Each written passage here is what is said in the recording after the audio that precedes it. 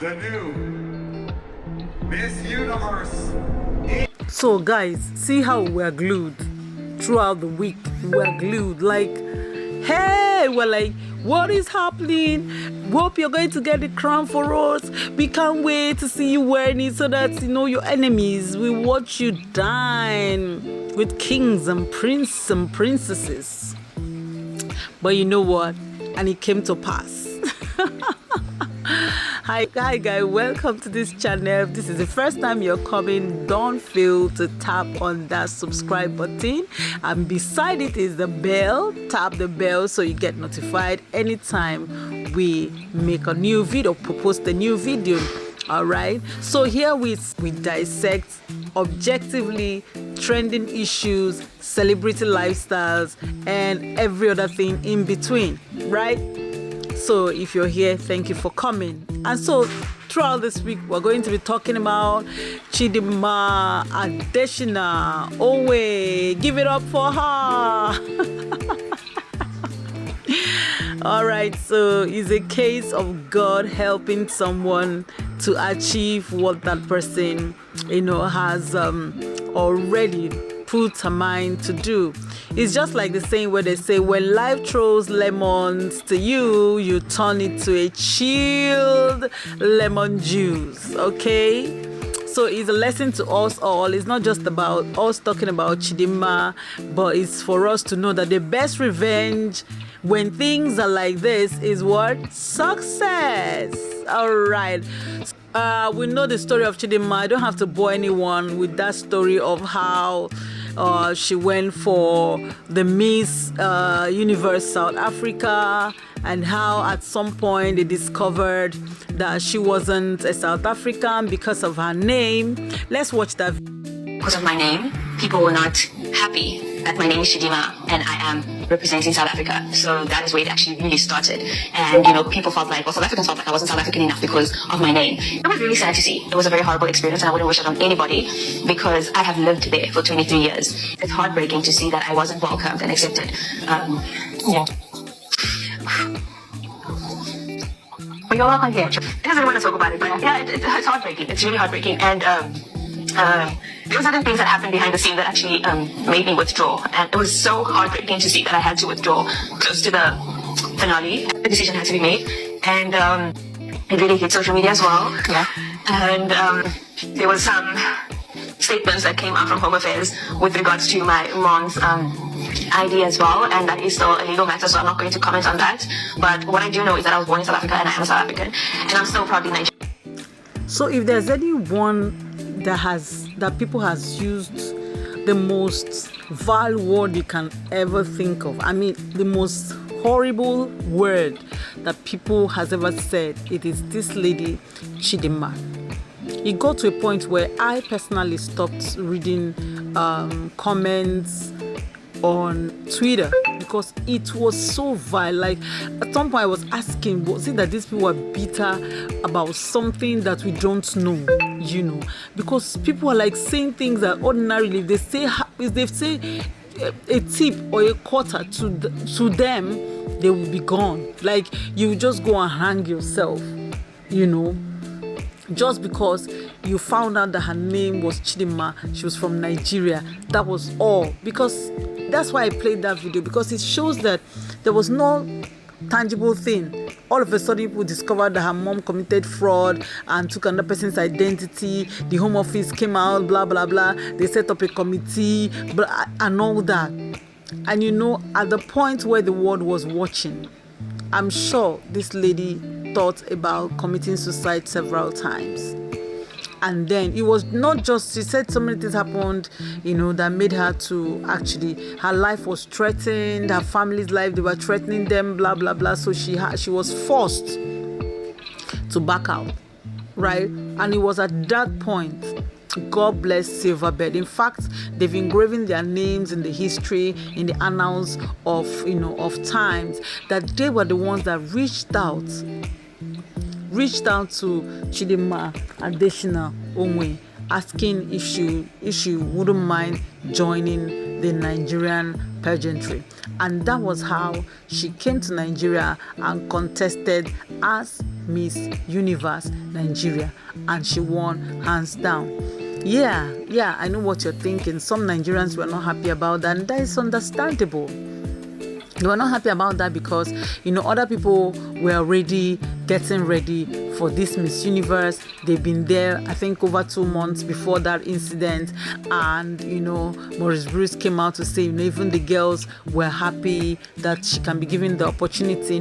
People didn't really believe that, but we don't know what happened. But we know that at the end of the day, they were able to save her life, because I know that maybe if it wasn't for Maurice Bruce reaching out and the Silverbird, pageantry or universe organization reaching out, maybe she would not have been alive by now. Maybe depression alone would have sent her to her early grave.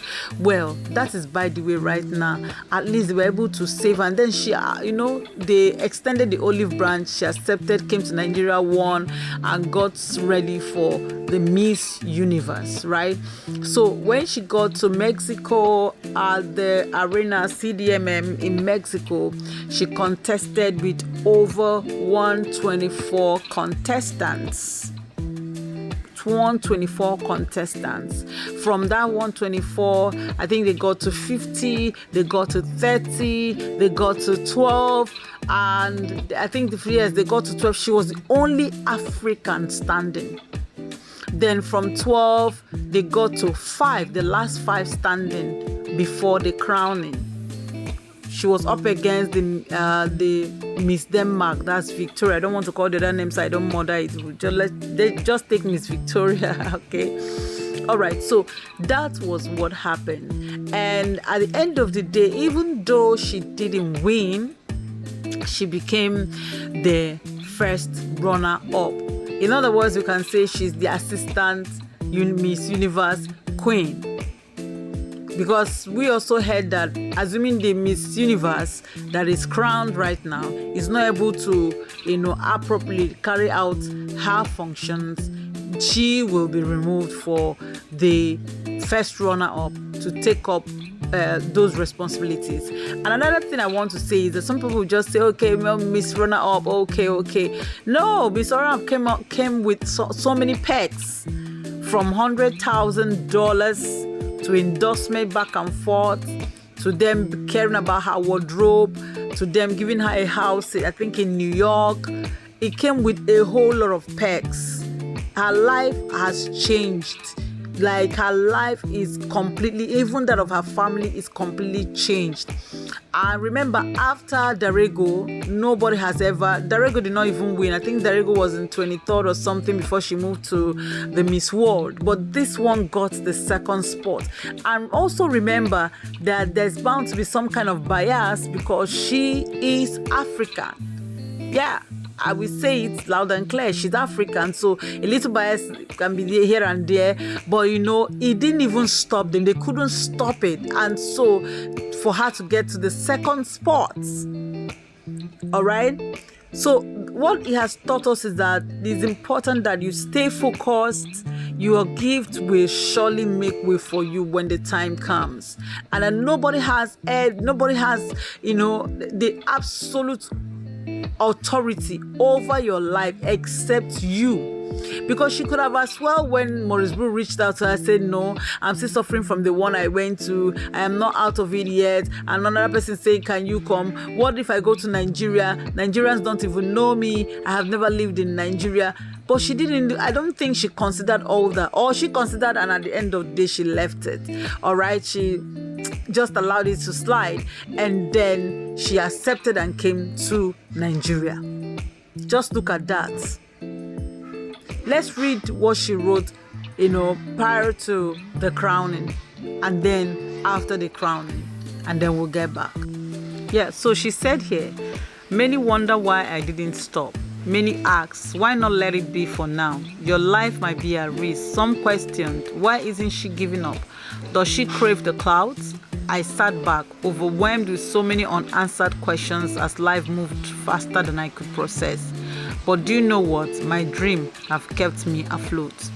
To my dearest Nigerians, with open arms, you carried me on wheels made of the purest love and intentions. I still cannot fully comprehend the reasons, but what matters most is that you've given me a second chance at life. For a moment, my life flashed before my eyes, but in the next breath, Nigeria refueled my purpose and my reason to live.